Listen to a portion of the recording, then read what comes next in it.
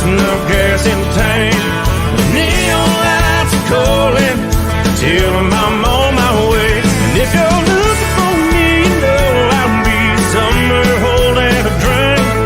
Just enough money in my pocket, just enough gas in the tank.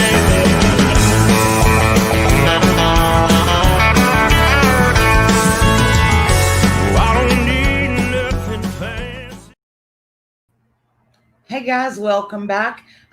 We're a little later than we usually are on Friday nights, and that's okay. I'm glad that we are because we are joined by Justin Kemp Band. Let me get Justin in here.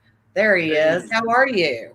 I'm doing all right. I do apologize about the being late in the green screen in the Oh, background. no. I was just meaning usually we're not late as in this late in the evening on a Friday. Usually by then I'm old. So by then it's time to turn on Hulu or Netflix or something and find a show to watch. Oh yeah. Of course, we usually start stream 6 o'clock ish. Yeah. This quarantine has made me lazy. Makes you a night owl. I would rather go to sleep and then I'll wake up about 3 or 4 o'clock, take the puppy out and then play game. It's got everybody all confused. So how have you been doing through the quarantine and pandemic and no live shows for a while? I've been doing all right. I think the biggest struggle is just trying to keep yourself from being bored, but as far as the music side of it, it's just trying to keep yourself relevant. We've been trying to take advantage of the whole social media, online, internet streaming platform, and trying to do that and trying to pick up shows where we can locally. We've got one tomorrow evening, but I've been doing good. Family's doing well.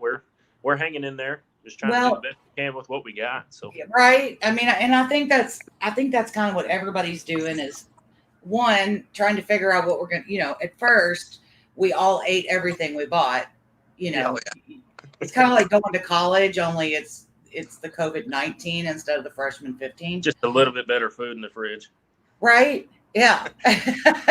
But then it's like, okay, well, I've eaten everything I can. So what am I going to do now? And but I do think, and I've talked with other artists about this, that it's been great too, on the other hand, because fans have gotten to see a side of artists that they normally wouldn't. Yeah. Like usually you don't have your fans or friends over to your house to watch you play. Usually you do a show and so they don't get to see that other stripped down version of everything that they've heard. So I think it's also been great that we've been able to see artists that way. Oh yeah, I agree. With Luke Combs and Brad Paisley, and all these guys, they've been doing live videos or doing all kinds of stuff. Luke Combs wrote that 6 Feet Apart song, and right, everybody's just kind of doing what they can to cope with it. But it's also been good because it gives you time that you didn't necessarily have before being on the road all the time. Right. Whether it be with family or taking the time to finish songs you've had stashed away for 10 years, or time with friends or whatever, get things done that you necessarily wouldn't be able to if you were on the road. Well, and I've said I think God was trying to tell us all we just need to sit still for a bit. Yeah. And slow down for a second. Yeah, just sit still and connect, even though we all think we're connected because we always have a phone or a computer or whatever. That's a whole different kind of connected than everybody seems to be coming out of this with. The biggest thing my parents told me growing up was get off your phone. You're missing everything, because you're connected here, but you're missing everything out here. Yeah. It's a totally different type of connected, like you were saying. Well, and you're in New Mexico. So, but you were born and raised in Hobbs, New Mexico. Is that? Yeah. Born and raised here. Lived in Lubbock for a couple of years when I went to college, but been here all my life. Well, we went, we are usually in an RV traveling all the time. That's where we live full time. And we are usually, every now and then we'll be back here in Kentucky at mom and dad's to be in a house for a bit, for holidays and things. But last year we went to New Mexico and it's so beautiful there. And we went during the balloon festival. We didn't know it. We didn't time it that way, but it turned out that we were there, and we did the whole Breaking Bad tour of driving to all those spots, and then, but just I love New Mexico and Wyoming and Colorado. It's Oh yeah. it's so different out there than it is here. One, the humidity. You Oh all don't yeah. have it as bad. Straight heat here. There's maybe 5-10% humidity, but it's usually just straight heat over here. And northern Mexico is beautiful. They got the mountains, and we're down in the southeast corner. We're like 5 miles from Texas, so it's Yeah, it's so dirt and heat over here. A bunch of wind, a lot of dust storms, and well, so how did you decide? Because Texas, and it's not an insult to Texas at all. Texas, they have their own style of everything, including country music. Red dirt country there, which is not what we hear on mainstream radio here. So how did you not being that close to Texas, get sucked into red dirt? in the beginning, I was always taught, keep as many doors open as you can, and we tried to um, play like have a foot in each area. We tried to have a hand in the Texas countryside, the Nashville side of it, but when it all comes down to it, we're just about playing good country music for people, and whether people want to label us Texas or Nashville or whatever they want to label us, it's country music when you get down to the root of it, and there's not really a stereotype you can put on that. But as far as the Texas side of it, at the beginning we did try to. We tried a little bit, because that's the scene I was in. I was going to school in Lubbock, Texas. Levelland. I was staying in Lubbock, but that's the scene over there. It is jam packed with people that play Texas country music in the bars and the restaurants and everywhere around there. And so in the beginning we played a fair share of the Texas shows, opened for some cool guys and played with some cool guys. But my heart's in old school traditional, Tennessee country. Well, and that I was reading that, I mean, you come from a musical family anyway, but then your influences for somebody of your age, as young as you are, to have the influences of Haggard and Jones and Whitley and Travis Tritt, Bellamy Brothers. I mean, looking at the list, I'm like, that's good parenting right there. You Yeah. need your Yeah, parents. That's good parenting. You can give that one to the parents for drilling it into my head. Growing up, I will say I did not like it whatsoever. But the older I got, the more I was like, you know what, this is good music. And it just so happened I wanted to sing, and my voice fit the genre. So the twang came out. And the new single was released June 19th, "Money in My Pocket," and it's a bridge between traditional and new country. So it's kind of joining both of your worlds together into one. And it's a great song. Even when we do cover, like the traditional stuff, we do kind of try to throw our own, little JKB twist to it. We don't change it up much, but we try to throw try to make it sound modern, Right. There are some of those songs that when you play them, they do sound old, but they're good songs. They were written that way for a reason. So it's kind of hard to change something like that. But there are some that we're like, we can modernize this a little bit, give it a little modern feel. And I don't know, we just love it. We love playing around with the music and the songs. And but yeah, I agree that. Shout out to Rob Corona, by the way. He's the one that wrote "Money in My Pocket," and I'm so thankful that he let me sing on it and let the band cover it. And so big shout out to him. Yeah, I mean, it's a great song. It's definitely a feel good. It's just a feel good, make you want to dance, make you want to hang out with your friends. It really is such a great, and what great timing to come out in the summer too. Yeah. Unfortunately, we weren't all out at the bars and at venues to have it played there, because I definitely think it would be one that's on the loop to be played. But I'd love it if you play that for us. Yeah, absolutely. All right, I'm gonna give you. I do have Papa K here off to my side. Y'all can't see him, but he might sing some harmonies in the background if that's all right. Okay, that's perfect.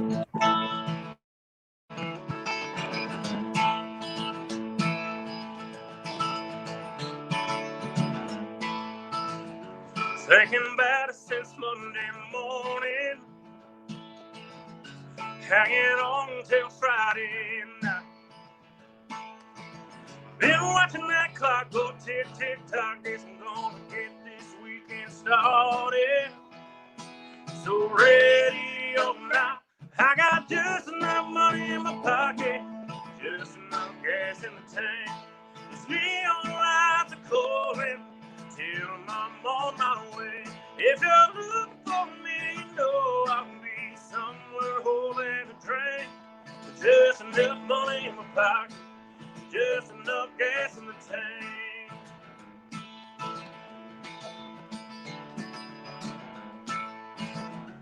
I don't need nothing fancy, no black tie, no limousine. Just a no by stool, I play cool, give me a shot of that jam with the next round on me. I got just enough money in my pocket, just enough gas in the tank. Those neon lights are calling till I'm on my way. If you're looking for me, you know I'll be somewhere holding a drink. Just enough money in my pocket, just enough gas in the tank. I'm looking for a good time, good time. I'm looking for a good time now. We're gonna have a good time, good time.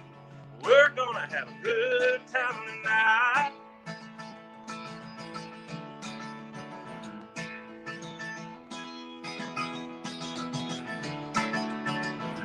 I got just enough money in my pocket, just enough gas in the tank. Those neon lights are calling, somebody buy me a drink. If you're looking for me, you know I'll be somewhere I don't got to think. Just enough money in my pocket, just enough gas in the tank. Just enough money in my pocket, just enough gas in the tank. With just enough money in my pocket and just enough gas in the tank. A little bit of money in my pocket. It's such a great song. And thank you so much for playing it. I love that song. And Absolutely. that was Dad in the background? Yeah. So yeah, Dad was great on harmonies and yeah. He plays bass for me and sings backup harmonies for me at shows. So how is that for you? And maybe Dad needs to plug his ears. I'm kidding. But how is it for you having, I mean, on one hand, it has to be really cool to have your dad that supportive of you and along this whole journey with you. Oh yeah, I mean, he was one of the reasons I got into music. One of the main reasons I got into music. I grew up watching him and his best friend Brian playing music all the time, and it got me into it. Got me picking up a guitar at 10, 11 years old, and we do have our moments, but we try to add it to the showmanship of the band. As a family band, you'll have the bickering or whatever, but it's all in love and laughter. Right. It's we do have our moments, but it's been fun. I really enjoy it. Well, something would be wrong if a father and son did not have those moments. Yeah. I think that's just the way it goes. Yeah. So speaking of Dad, you and Dad also do co-write, and in December you all released Legends Never Die. And when I was researching and looking about this song, how it's genius that so the song, all the song titles, the first verse is all of Haggard's song titles, correct? Yeah. So tell us more about how that song came to be, and because I've watched and read about it, but I want everybody who has not to learn about this. So leading up to the song, for the last few years, we've both had, separately the thought of writing a song based on song titles, just completely comprised of song titles, the entire thing. And of course, we throw in, some of our own words to kind of make it work and make it fit, but for the general idea. But around the time that Merle Haggard died, I think it was shortly after, my dad took all of the song titles from him and George Jones and Waylon Jennings, Johnny Cash, all these greats, and he comprised up just pages of song titles and mix max lyrics, and we got together and kind of put the lyrics where we wanted them. And that night, about 15 minutes, I put some music to it, and it just kind of wrote itself after that. And it was just kind of a way to pay homage, but also remember, the greats of country music. When Merle Haggard died, he was one of the greatest, and Yeah. kind of hit everybody. Everybody in the industry felt that, so we felt it was kind of the right time to put a song like that out. And especially with the whole first verse being all Merle Haggard, it kind of made sense, and Yeah. we just kind of wanted to pay our respects to them, and also remember that the industry wouldn't be where it's at without those guys. Yeah, and country's taken some hits this year too, boy, with Joe Diffie and Kenny Rogers and Charlie Daniels. Yeah, That one, well, I got goosebumps even talking about it. Charlie, that one hit me harder than, and I guess it's because I grew up listening to all of them, but I don't know, we were blessed and lucky enough to have done an interview with Charlie, and it was just probably the most impactful one I'd ever done. And it wasn't anything. I can't tell you that there was one thing that was like, oh my gosh, it was this enlightened moment. But it was Charlie Daniels, Yeah. No, so, I get it. And that was the basis behind the Legends Never Die title. The theme of the song is, it's paying respect to all these guys, but it's also, as long as you got a guitar, you got a radio, they're never that far away. They're always going to be there. As long as you play their music, they're always right there. So right. It's just a way to remember them. And a lot of the music is still relevant today. Oh, yeah. Some of it even it will be for the next 120 years. Right. Yeah. I mean, there's something great about a timeless song, and they all definitely have a lot of those.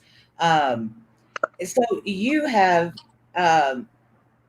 you've done a couple other things like that. You've done. I got to ask about this because we talked with Craig Campbell last week.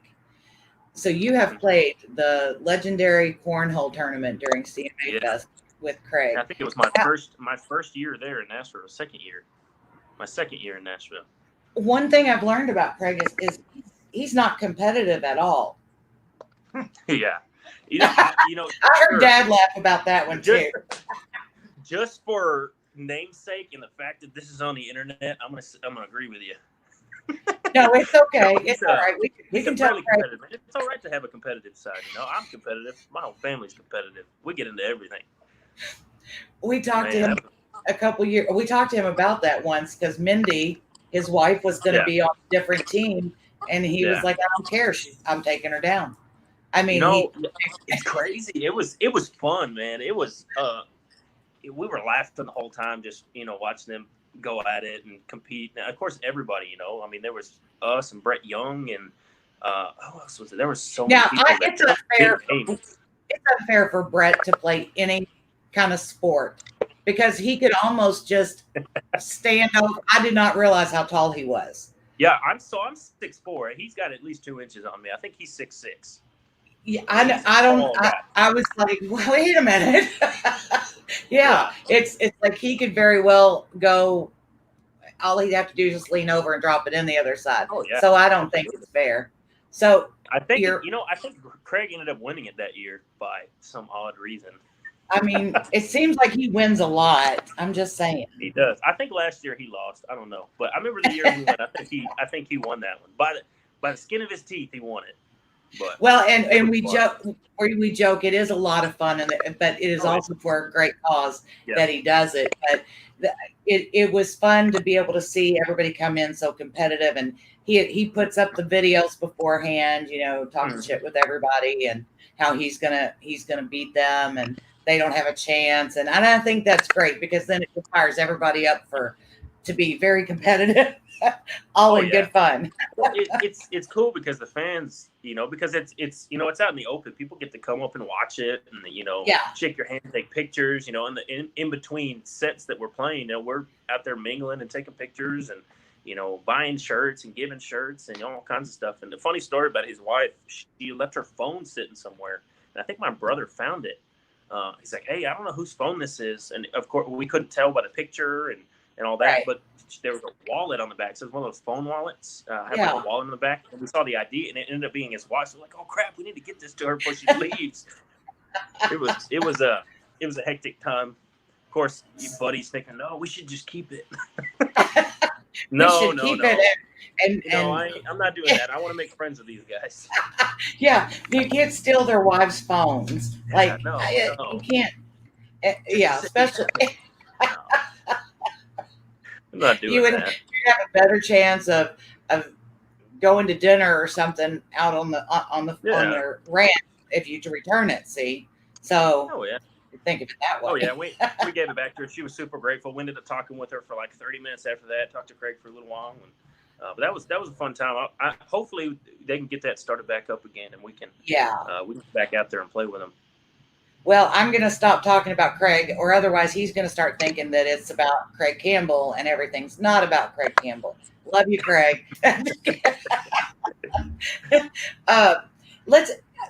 So speaking of some legends and artists and influences, I'm going to give you a challenge.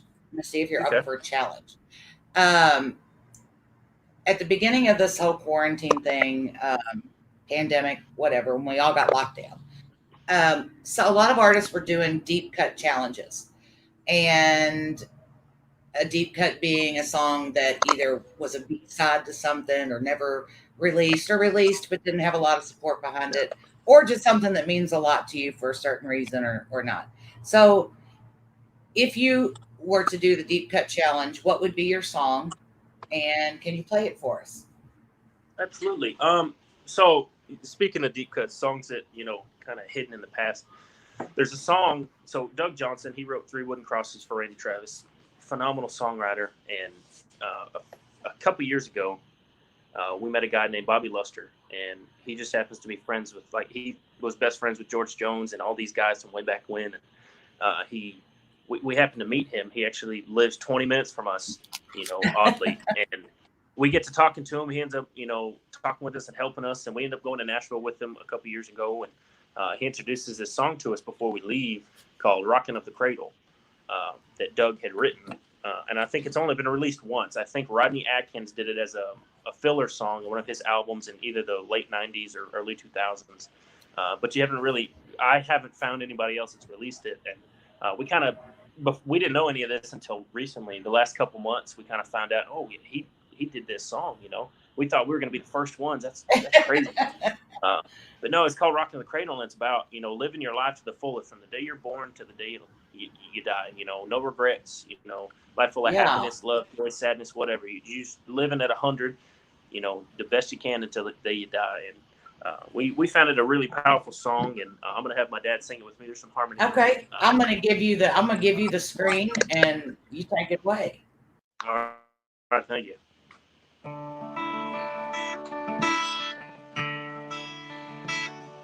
I wanna live, no excuses, and love with no regrets, and take the bad with the good, and know I did my best. Walking in the sunshine and dancing in the rain, from the rocking of the cradle to the rolling of that long black limousine, from rock-a-bye, sweet baby, till I hear the angels sing, from mama's tender kisses till I board that glory train. I want to love the life I'm living and live the life I dream, from the rocking of the cradle to the rolling of that long black limousine.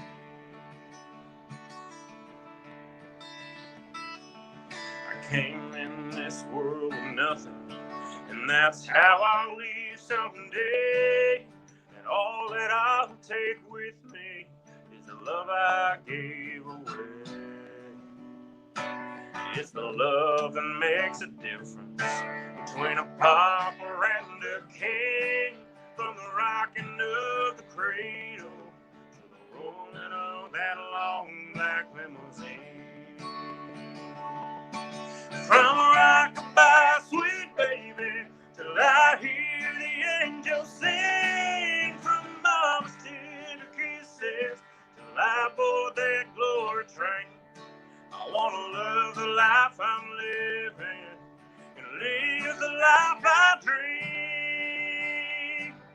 from the rocking of the cradle to the rolling of that long black limousine.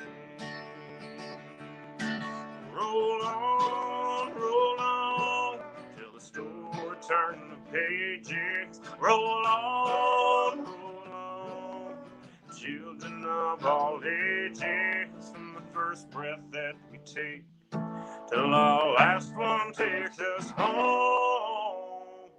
Little love be the rock that we're standing on. From rockabye, sweet baby, till I hear the angels sing. From mama's tender kisses till I board that glory train. I want to live the life I'm living and live the life I dream.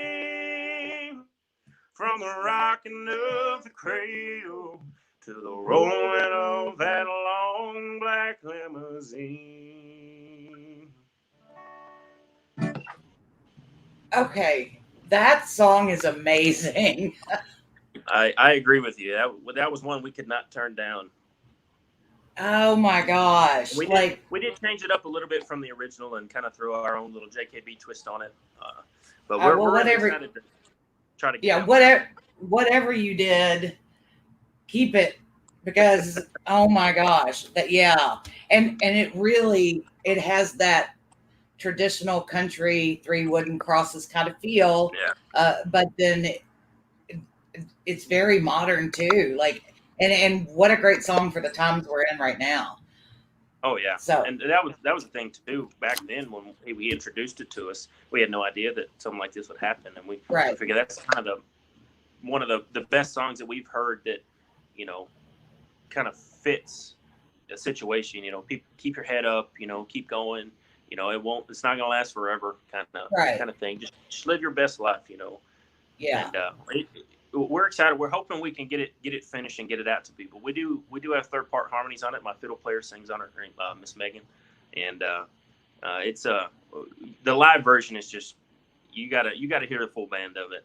Well, I am looking forward to when I can get to a venue again and start seeing people, seeing artists perform live again. Yeah. I mean, don't get me wrong. I love that I have the opportunity to be able to sit here and hear it this way too. But yeah, I can only imagine some things live are just totally different. Oh, so, yeah. Most definitely.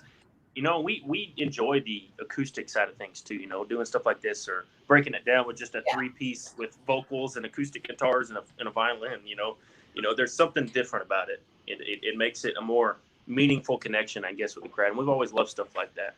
Yeah. And we've talked about that with other people too, am I going to miss the intimate setting of this stuff, or are the artists going to be able to incorporate some unplugged acoustic stuff during sets now? So, because I think people get to see a different side of the artist this way than they do when there's a full band, full throttle you show. Get more of a connection with the artist, you know, when it's just you and a guitar, your vocals, and, you know, your fans, the people that support you.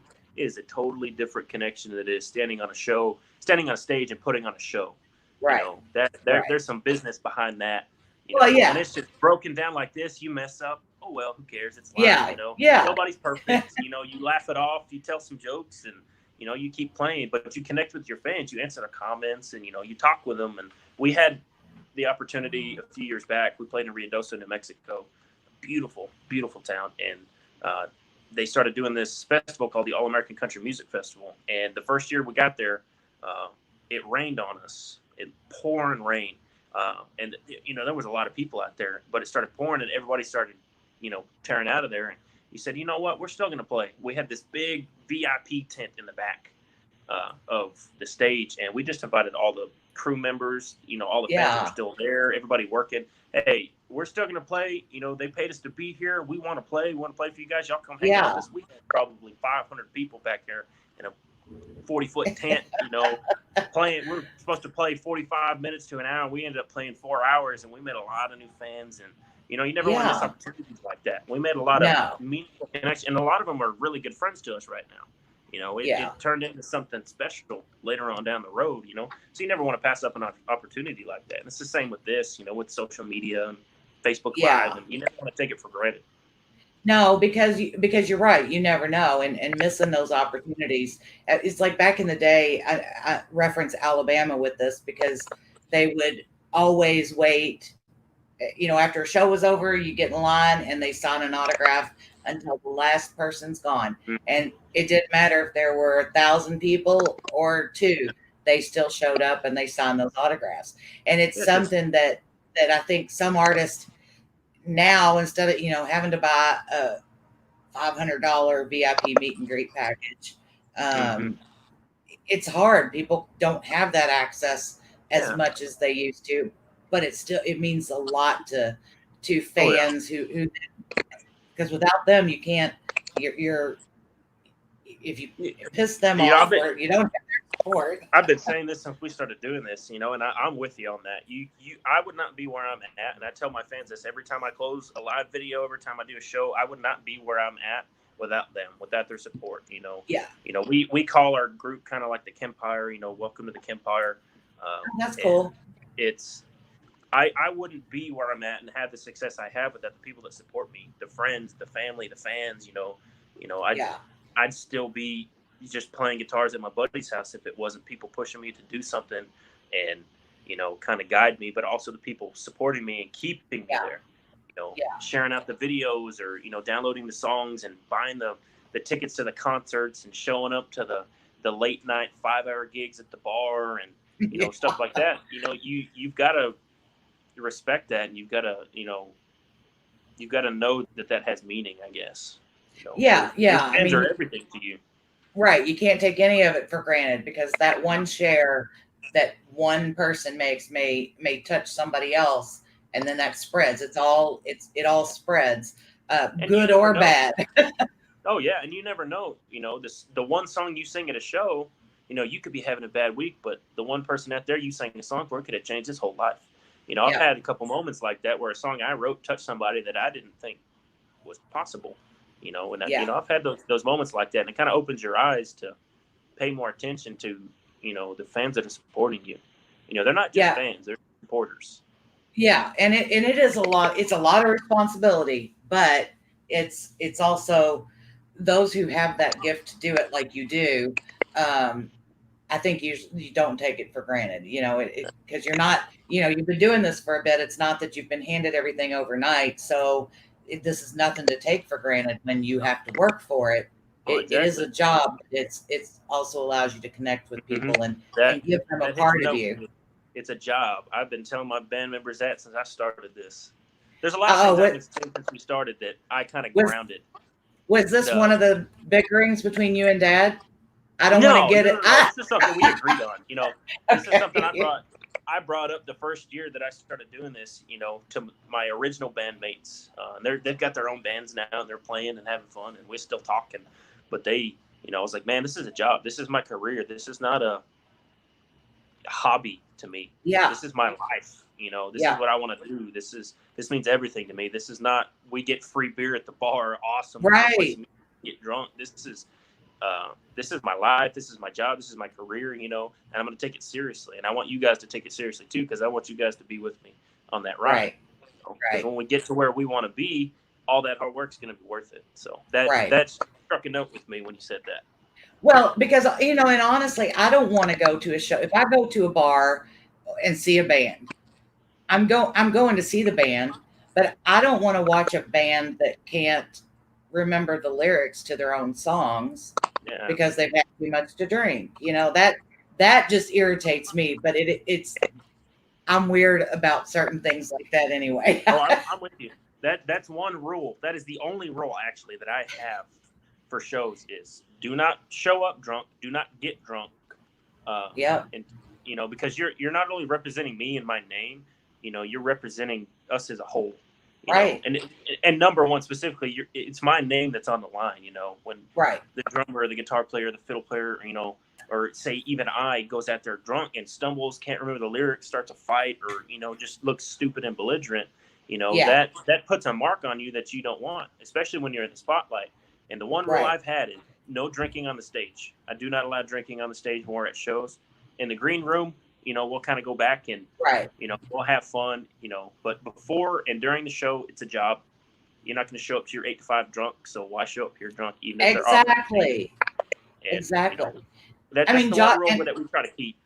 well, Josh Turner doesn't allow it during the entire, on the bus. If you're working during the touring season, you're not doing that.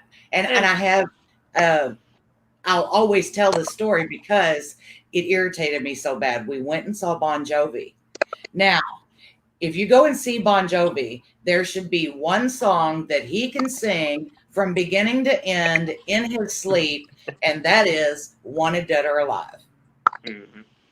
And he could not remember the lyrics to his own music. And we left. We walked out because I was like, really? He should be able to sit up in his coffin at his funeral and sing the lyrics to that song. I mean, that's the song that basically, right? paved his way. So, and I love Bon Jovi. It's just I was so disappointed about that night, and maybe he was having a bad night. I don't know, but we left, so and I'll never pay a ticket price to go because I don't know what he's going to do. And those are the types of things that we don't want to happen, that we've tried to avoid. Right. We sat down and thought about all these things before we started hitting the road and doing stuff like this. It was like, look, the main thing is don't get drunk and don't look stupid, because you may think you're having a ball and people are enjoying it, but they're making fun of you and you look like an idiot. Don't get me wrong. There are certain gigs that are private or whatever that we'll kind of have fun. We'll be social. Yeah. We'll be social. We're not, no, sorry, can't do that. You got to, it's a give and take, it's kind of. Well, and there are tricks. There are tricks in the business that. Yeah. And so but yes, I mean, I totally get what you're saying. And I have to say, I truly respect that because one, at your age, and as long as you've been doing this, typically that's not something I'll hear artists say that they don't allow, but I'm glad to hear you say that because another it one does throw up the way I was raised. Well, there we go. Good job. Good parenting again. I think you were just blessed on all sides there. But I will say this before I kind of wrap things up here with you. You know that you're getting somewhere and you're starting to reach that fame level when people start feeling your identity. Really? Yeah. Didn't that happen on Instagram? Yeah. We had, I don't know what happened. We had some kind of hack issue on our page, but there's also another Justin Kemp out there too that plays music, and he's out of the Dallas area. Yeah, we had somebody hack our Instagram account and start sending messages to people, and it was another world. Well, see, and I think that when people start pretending to be you, then it means that you've reached up. That makes me feel good. I'm doing something right. If you want to be me, all power to you. Just don't ask for money from people under my name. Don't ruin my credit. That's all I ask. Don't ruin my credit. Don't do that. Yeah, don't do that. Well, do you want to sing another one for us? Your choice. Yeah, we could close it out with one more. This is one that we haven't released yet. That we're working on. I've been teasing our fans on our page for 2 years now. Year last February for a year now with it. That we haven't had the opportunity to release yet, but this one's called Bar with Kiss. We wrote this off cheesy pickup lines, and we hope you guys like it.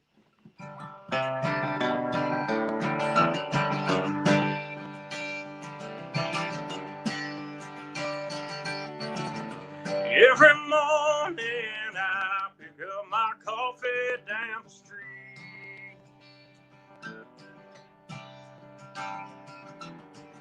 Today I saw something a little hotter I'd like to meet.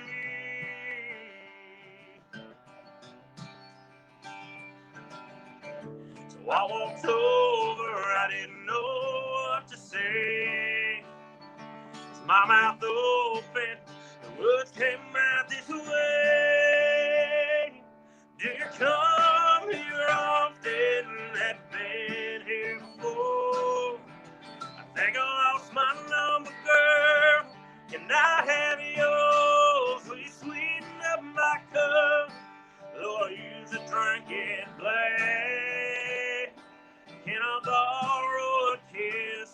I promise to give it back. She rolled her eyes and said, did you read that in a book?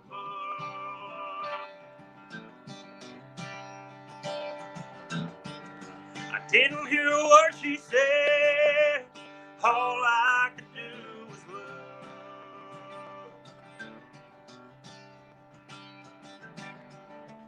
She picked up her coat and then started to the door. I couldn't let her get away. I had to try once more. Do you come here often? Have you been here before? I think I lost my number, girl. Can I have yours? Will you sweeten up my cup? Though I use a drinking black. Can I borrow a kiss if I promise to give it back? I hollered out at 675-309. I got a text and then I knew that she was mine. And it said, I don't go there often, I've never been there before. You can have my number, boy, I already have yours. I'll sweeten up your cup. You don't have to drink it black. You can borrow a kiss if you promise to give it back. You can borrow a kiss if you promise to give it back.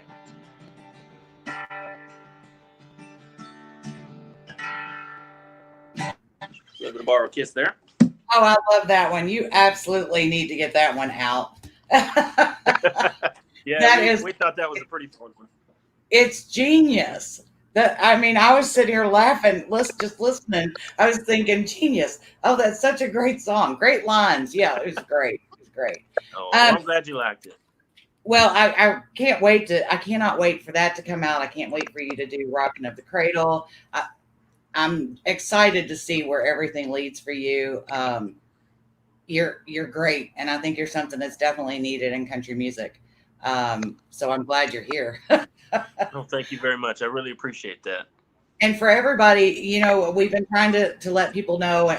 We realize everybody's having a tough time with finances lately, with jobs and not knowing kind of what's going on and everything being uncertain. However, if you can't buy merch right now or you can't download and purchase the songs, you can still support these artists by streaming the music on YouTube or Spotify or all streaming services, and you all still get paid for that. So it's a way to continue to support you all, because there's always a way to do so, because you all are definitely you all are needed because especially now in this time when people need to just sit back and clear their head for a bit and do that with music. It definitely is something that helps that. So we try to keep a lighter side of things, especially with that one. Yeah. Oh, well, yeah. I don't know how anybody could not and smile when they listen to that song. I mean, who hasn't tried to use pickup lines? And there's also a video to it as well. That'll be. What? We posted that, right? No. It'll release when we release the song. We haven't released it yet. I think we might have. No, we've also got a music video of that, so y'all be keeping an eye out for that when we release it. That was probably really fun to make too. So I'm looking forward to that. So you all make sure that you follow Justin Kemp Band on all social media platforms. Go to the website. It's been scrolling across the bottom, JustinKempBand.com.